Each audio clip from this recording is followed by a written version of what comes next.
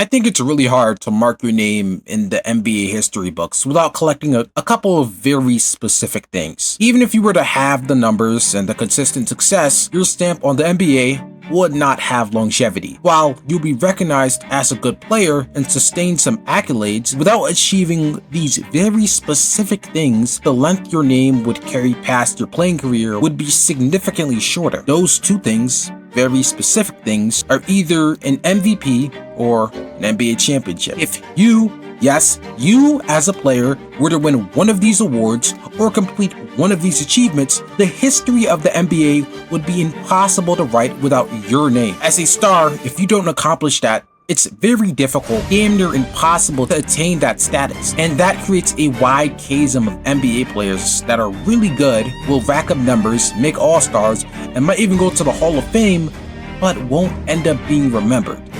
At least, I don't think. Think of a guy like DeMar DeRozan.